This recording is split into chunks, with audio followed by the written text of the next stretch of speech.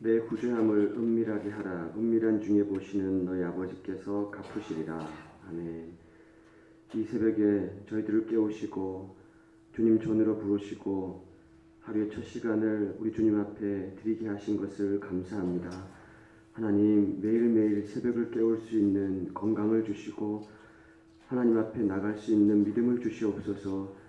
하나님 앞에 나와서 우리의 모든 사정을 주께 아뢰지 아니하면 우리는 한시도 살아갈 수 없는 연약한 존재인지라 우리의 모든 삶을 주께 맡기오니 주님, 우리를 이끌어 주시옵소서. 우리 동영교회를 주님께서 기억하여 주시고 이 새벽부터 부르짖는 주의 무리가 새벽을 깨우게 해주시고 교회를 깨우게 해주시고 우리의 잠든 영혼을 깨우게 해주셔서 우리 교회가 주님 안에서 새롭게 살아나는 교회가 되게 하여 주옵소서. 이 새벽에도 주님이 우리를 붙잡으실 것을 믿고 예수님의 이름으로 기도드립니다. 아멘. 마태복음 6장 1절부터 8절까지 말씀을 교독하겠습니다. 사람에게 보이려고 그들 앞에서 너희 의를 행하지 않도록 주의하라. 그리하지 아니하면 하늘에 계신 너희 아버지께 상을 받지 못하느니라.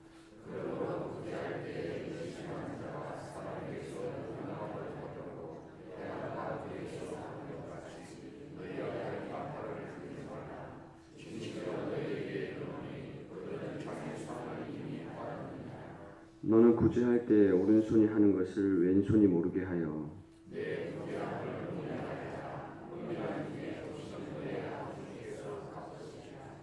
또 너희는 기도할 때 외식하는 자와 같이 하지 말라. 그들은 사람에게 보이려고 회당과 큰 거리 어귀에 서서 기도하기를 좋아하느니라.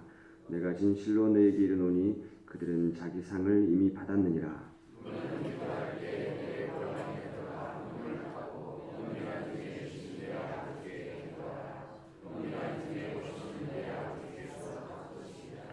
또 기도할 때 이방인과 같이 중언부언하지 말라. 그들은 말을 많이 하여야 들으실 줄 생각하느니라. 그러므로 그들을 본받지 말라. 구하기 전에 너희에게 있어야 할 것을 하나님 너희 아버지께서 아시느니라. 아멘. 이 새벽에 주의 전에 오신 교우 여러분들을 주님의 이름으로 환영합니다. 새벽을 깨우는 것이 감사하시죠? 아침에 눈을 뜰 때마다 저는 예전엔 그렇지 않았는데 동영교회 오고 나서부터 늘 감사해요. 하나님 이렇게 좋은 교회 보내주셔서 감사합니다. 이렇게 좋은 공기 마시게 해주셔서 감사합니다. 또 이렇게 좋은 분들을 매일 새벽 만나게 해주셔서 감사합니다. 빈말로 하는 게 아니고요. 정말 그런 감사가 아침마다 몰려옵니다. 교회에 올 때 또 이렇게 좀 검지만 푸릇푸릇하게 보이는 하늘 보면서도 감사하고요. 불빛도 보면서 감사하고 또 살아있음에 감사하고 얼마나 감사한지 모릅니다. 우리 동영교회 모든 교우들도 늘 이렇게 감사가 넘치시기를 바라겠습니다. 오늘 오실 때 나눠드린 유인물은 내일 건데 거기에 제목이 바뀌지가 않았습니다. 제목은 너희는 이렇게 기도하라 이렇게 바꿔주시면 됩니다. 내일 거는요. 아시겠죠? 네, 제목이 안 바뀌었습니다. 오늘은 우리 예수님께서 새로운 하나님 나라의 질서에 대해서 말씀하시면서 유대인들이 참 경건 생활의 기준이라고 생각하는 것이 있습니다. 이거는 경건 생활에 꼭 지켜야 되는 중요한 것이다 라고 얘기하는 것이 있는데 그것 중에 가장 핵심적인 것 세 가지가 나옵니다. 그게 뭐냐면 구제, 자선이라고 하죠. 구제, 그 다음에 기도, 금식입니다. 경건 생활의 척도를 보여주는 거예요. 그런데 이 세 가지 중에 오늘 본문은 구제와 기도에 대해서 다루고 있는데요. 여러분, 자선이라고 그러죠. 구제 하면 할수록 더 좋은 거지 않습니까? 그렇죠? 기도 하면 할수록 더 좋은 거잖아요.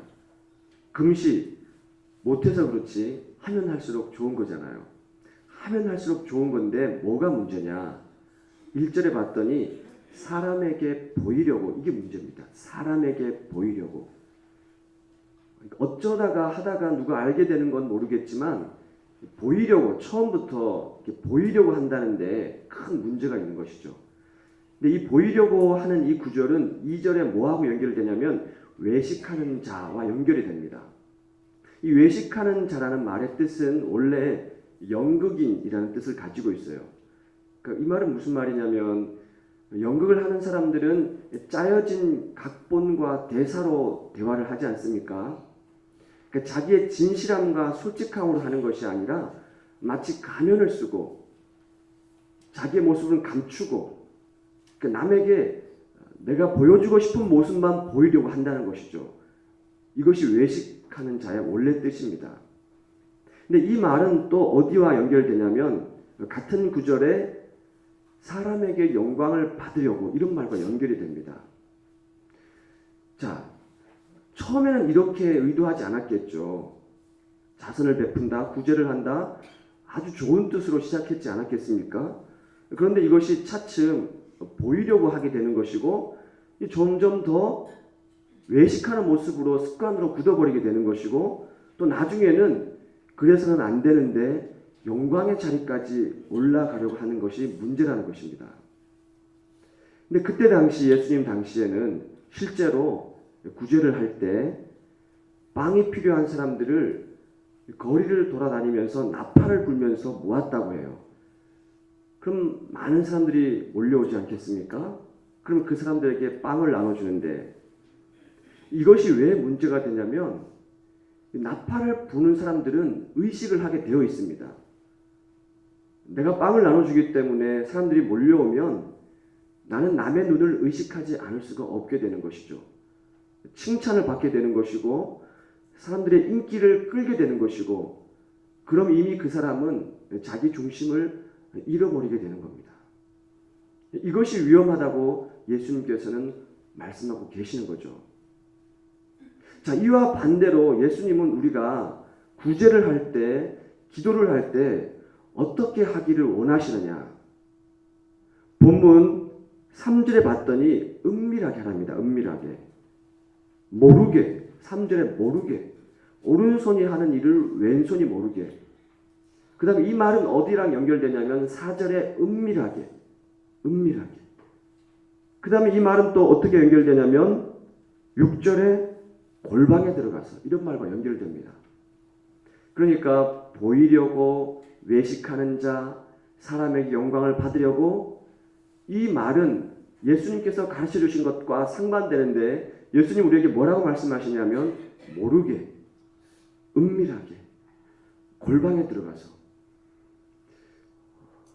여러분 이게 어떻게 가능하시겠습니까?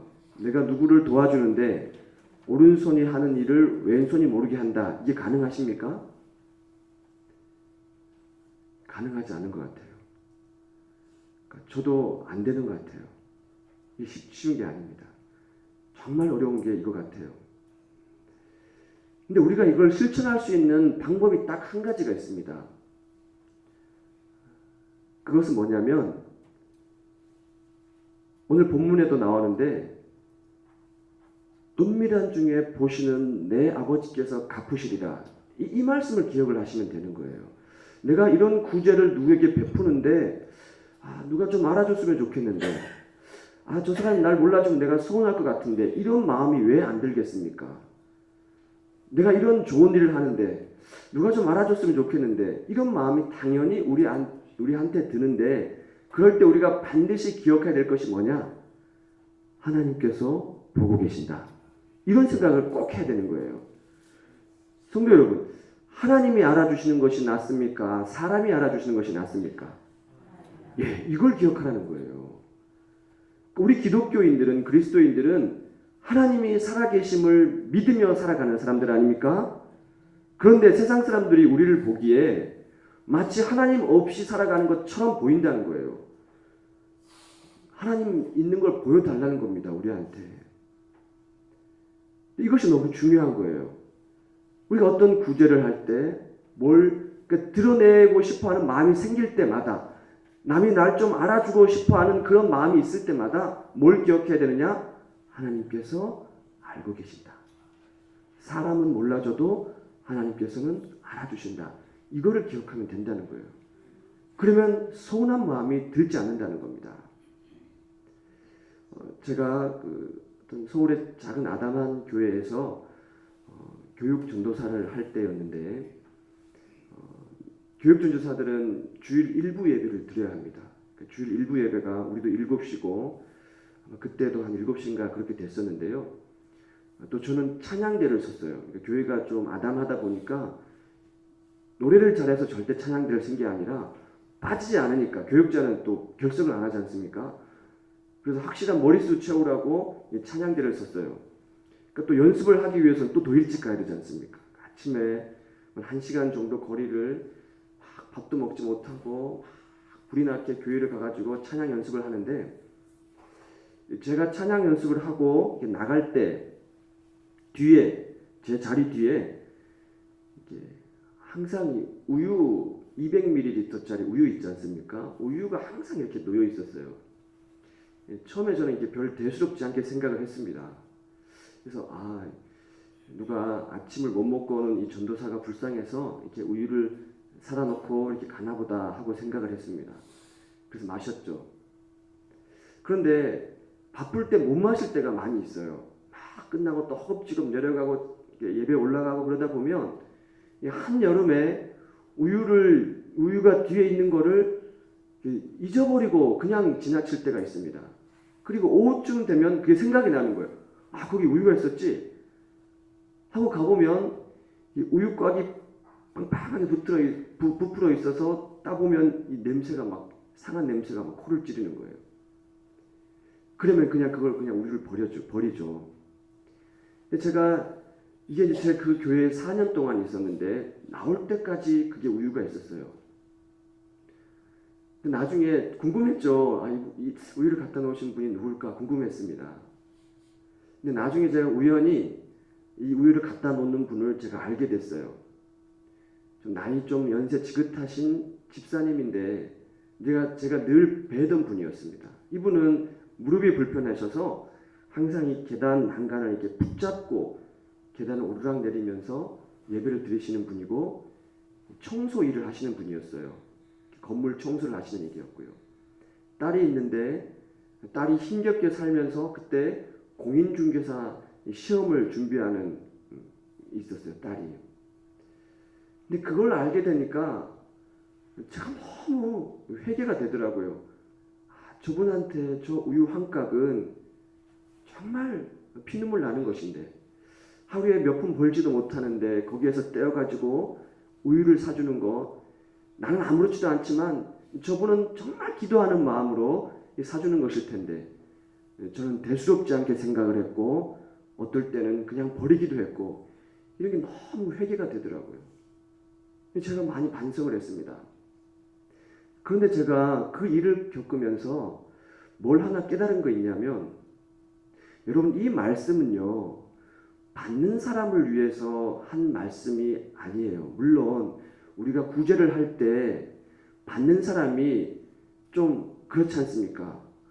가난한 게 드러나는 것 같고 좀 사람들한테 알려지면 좀 창피한 것 같고 이런 마음으로 이 말씀이 기록되었다 이렇게 생각할 수 있잖아요. 그렇지 않습니까? 그래서 모르게 해라. 그 사람 지금도 가난하게 사는데 그걸 알려줘가지고 그 사람 창피하게 할 일이 있냐. 물론 그런 뜻도 여기에 들어있는데 이 본문의 말씀은 하는 사람에게 주는 말씀 아닙니까? 너희는 이렇게 구제하라. 너희는 이렇게 기도하라. 이런 거잖아요. 하는 사람. 자, 하는 사람은 이런 겁니다. 예를 들어서 저한테 우유 한 깍을 매일 갖다 주던 매주일마다 갖다 주던 그 나이 지긋하신 집사님은 그걸 저한테 갖다 주면서 대가를 바라고 하는 게 아니지 않습니까? 그렇잖아요? 우유 한 깍 주면서 그 다음날 저한테 우유를 받고 싶어서 그걸 저한테 줬겠습니까? 아니에요. 순수한 마음으로 줬다는 겁니다. 그런데 이 사람이 내가 알도록 주면 내가 상대방이 알도록 주면 나는 그 사람을 의식하게 되는 거죠. 그렇지 않습니까? 나는 우유 한 깍을 받았기 때문에 내 마음속에 저 사람한테 내가 언젠가는 우유를 갚아야 되는데 내가 저 사람한테는 언젠가는 우유보다 더 큰 200ml보다 더 큰 500ml를 갖다 줘야 되는데 이런 마음이 나한테 생긴다는 겁니다. 그런데 처음에 구제를 할 때 그 사람은 그런 의도를 갖고 있지 않는데 그런데 상대방을 알게 하게 되면 자기도 모르게 그런 서운한 마음이 생긴다는 거예요.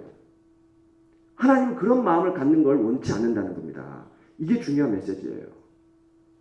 나는 처음에 구제를 할 때 그런 대가를 받으려고 한 게 아니에요. 근데 상대방이 알게 되면 나도 모르게 그런 마음이 조금씩 움트게 되고 서운하게 되는 겁니다. 인간인데요. 그렇지 않겠습니까? 우유 한 값도 그런 마음이 생기는데, 예를 들어서 더 큰 거를 한다고 생각해 보십시오. 더 큰 구조를 한다고 생각해 보십시오. 더 큰 선행을 베푼다고 생각해 보십시오. 당연히 그런 마음이 베푸는 그 사람한테 생기는 겁니다. 저 사람이 내가 이렇게 했는데 나한테 인사도 안 하네? 이런 게 생긴다는 거예요. 예수님은 그거를 원치 않으신다는 거예요. 끝난 베푸는 거, 주는 거, 대가를 바라는 게 아니에요.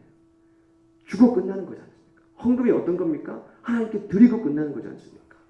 내가 이런 대가를 받아야 되는데, 그런 마음이 들지 않게 하기 위해서, 베푸는 그 사람을 위해서, 그 사람이 너무 중요하니까, 베푸는 그 사람이 너무 중요하니까, 그 중요한 사람이 이 마음이 변하지 않게 하기 위해서 예수님은 오늘 우리들에게 이런 가르침을 해주시고 계시는 거예요. 사랑하는 동영교회 교우 여러분, 우리는 그런 마음을 가졌으면 좋겠어요. 남에게 구제를 할 때, 기도를 할 때, 무슨 일을 할 때, 저 사람이 내가 이만큼 해줬으니까 나한테 더 이만큼 해줬으면 좋겠는데, 이런 마음은 좋은 마음이 아닙니다. 좋은 뜻으로 우리가 베풀 때 이것이 좋은 뜻으로 남게 하기 위해서는 하나님이 알아주시지, 하나님이 보고 계시지, 이것으로만 충분하면 우리는 정말 하늘에 예비해 놓은 큰 상을 우리 주님께서 우리에게 베풀어 주실 줄로 믿습니다.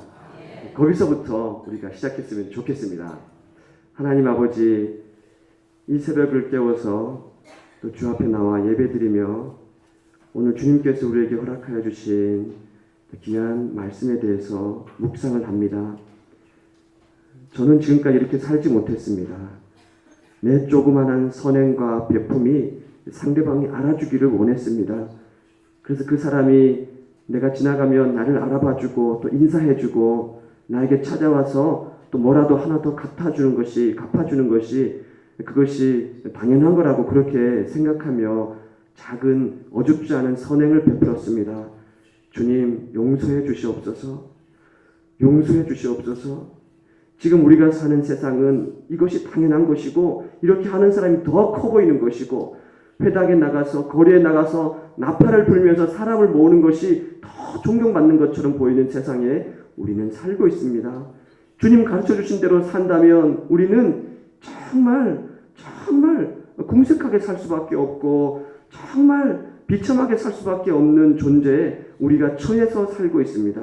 주님, 그럼에도 불구하고 우리는 우리 주님께서 나를 알아주시고 우리 주님께서 나를 봐주시고 우리 주님께서 그럴 때마다 내 마음에 찾아와 주셔서 위로해 주신 것을 알기 때문에 어렵지만 힘들지만 누가 알아주지 않지만 그렇게 주님의 길을 걸어갈 수 있도록 주님, 우리의 마음을 붙잡아 주십시오. 베풀고 베푸는 그 선한 마음이 하나님 변질되지 않도록 우리 주님께서 가르쳐 주신 것을 우리가 꼭 붙들 수 있도록 하나님 함께하여 주시옵소서. 예수님의 이름으로 기도드리옵나이다. 아멘. 하늘에 계신 우리 아버지, 아버지의 이름을 거룩하게 하시며 아버지의 나라가 오게 하시며 아버지의 뜻이 하늘에서와 같이 땅에서도 이루어지게 하소서. 오늘 우리에게 일용할 양식을 주시고 우리가 우리에게 잘못한 사람을 용서하여 준 것 같이 우리 죄를 용서하여 주시고 우리를 시험에 빠지지 않게 하시고 악에서 구하소서. 나라와 권능과 영광이 영원히 아버지의 것입니다.